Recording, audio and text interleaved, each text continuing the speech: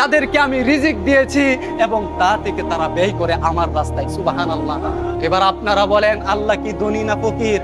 বলেন আল্লাহ ফকির না ধনী?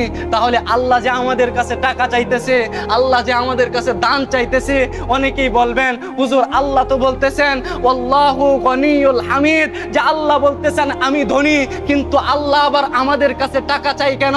বলে না না না, তোমাকে তো দুনিয়ার মধ্যে সংকীর্ণ এই দুনিয়াতে অল্প দিনের জন্য তোমাকে পাঠাইছে, আর তোমাকে পরীক্ষার জন্য পাঠাইছে, যে আমি তোমাকে সম্পদ দিলাম, দেখি তোমার সম্পদ থেকে আমার রাস্তায় ব্যয় করো কি। সুবহানাল্লাহ। এইটা দেখার জন্য আমি তোমাকে দুনিয়াতে পাঠাইছি। আরে বলেন নামাজ পড়লে কি আল্লাহর লাভ না আমার লাভ? কিন্তু আল্লাহ কেন পাঠাইলেন? বললেন নামাজ পড়ো। আল্লাহ বলতেছেন দেখি কারা নামাজ পড়ে, দেখি কারা নামাজ পড়ে।